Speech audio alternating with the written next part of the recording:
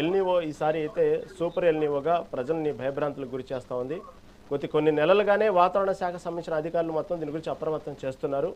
అయినప్పటికీ కూడా సరే దాని యొక్క ఇంపాక్ట్ పెద్దగా తెలుగు రాష్ట్రాలకు ఉండదు, దేశం మొత్తం ఉన్నప్పటికీ కూడా అన్నటువంటి ఒక ప్రచారం కూడా జరిగింది. కాకపోతే ఇప్పుడు రెండు తెలుగు రాష్ట్రాలు దానికి సంబంధించి ఇప్పటికే ఎల్నివో ప్రభావం స్టార్ట్ అయింది. వర్షాలు పడాల్సినటువంటి సరైన సమయంలో పడలేదు, ఇంకా ఇప్పటికి పడతాయి లేదు కూడా ఆశ లేదు. రోజు చూస్తే 30 డిగ్రీల సెంటిగ్రేడ్స్తో వాతావరణం వేడెక్కుతూ ఉంది. ఈ పరిస్థితుల్లో ఎల్నివో మీద అభిప్రాయం ఏంటి?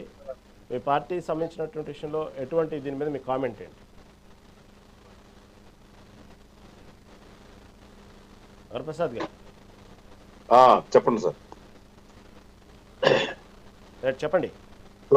ప్రపంచవ్యాప్తంగా చూస్తుంటే అండి వాతావరణంలో చాలా మార్పులు జరుగుతున్నాయి. వర్షాలు మీద ఆధారపడే పంటలు పూర్తిగా దెబ్బతింటున్నాయి. ప్రభుత్వం కూడా కొన్ని విధాలుగా సహాయ సహకారాలు చేయలేకపోతుంది. నిన్న చూస్తే పొగాకు రైతులు ఈ రోజున చాలా గోల చేస్తున్నారు. అదేవిధంగా ప్రతి పంట ఈ రోజున మామిడి గాని తోత గాని కొనడానికి ప్రభుత్వం కూడా ముందుకు రావాలి. అలాంటి దృష్టి పెట్టట్లేదేమో అనిపిస్తుంది. ప్రభుత్వం వారు పూర్తి స్థాయిలో రైతుకి సహాయ సహకారాలు ఇవ్వట్లేదని మేము ఆశాభావం వ్యక్తం చేస్తున్నాం. ఎందుకంటే ప్రభుత్వం కొన్ని వ్యవహారాల మటుకే ప్రాధాన్యత ఇస్తుంది కానీ అన్ని విషయాల్లో ప్రాధాన్యత ఇవ్వట్లేదని ఈ రోజున సోషల్ మీడియా ద్వారా అదేవిధంగా న్యూస్ పేపర్ల ద్వారా మేము తెలుసుకుంటున్నాం.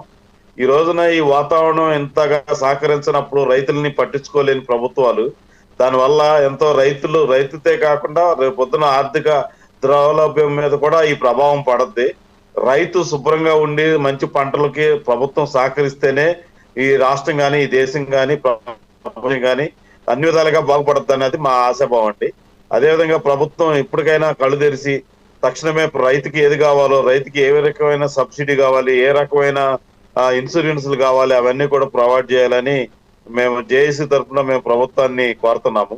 అందుకే అదేవిధంగా గతంలో కూడా ఇలాగ జరిగినప్పుడు గత ప్రభుత్వాలు కొన్ని సబ్సిడీ ఇచ్చింది రైతులకి, అదేవిధంగా విత్తనాలు కొనటంలో సబ్సిడీలు ఇచ్చింది, ఇన్సూరెన్స్లు పెట్టింది. కొన్ని ప్రైవేట్ షీడ్లకి ఇన్సూరెన్స్ లేదు. ఆ షీడ్లన్నీ కొట్టుకుపోతున్నాయి తుఫాన్లు వస్తే, లేకపోతే వానలు పడకపోతే ఎండిపోతున్నాయి. అలాంటప్పుడు ఏమంటే రైతు తీవ్రంగా నష్టపోతున్నారు, ఆత్మహత్యలు చేసుకోవాల్సిన పరిస్థితి వస్తుంది.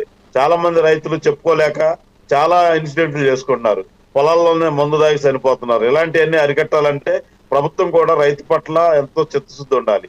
ఎందుకంటే ప్రభుత్వం ఈ రోజున రైతుకి అన్ని విధాలుగా అన్నదాతను ఆదుకోవాలని మేము మీ టీవీ ద్వారా మేము ప్రభుత్వానికి కోరుతున్నాం సార్. ప్రసాద్ గారు రైట్. జలపతిరావు గారు, ఈ ఈ వాతావరణం అనేది కరువు రోజులు అనేది ఇప్పుడేం కొత్త ఏం కాదు. ఇందాక మన విజయభాస్కర్ గారు చెప్పినట్టు 75లో నుంచి మనం చూస్తూ ఉన్న కరువు రోజులు అన్నీ కూడా ఇది కొత్త ఏం కాదు. అయినప్పటికీ ఇలాంటి వేడి వాతావరణంలో తక్కువ నీటిని వాడుకుంటూ ఎక్కువ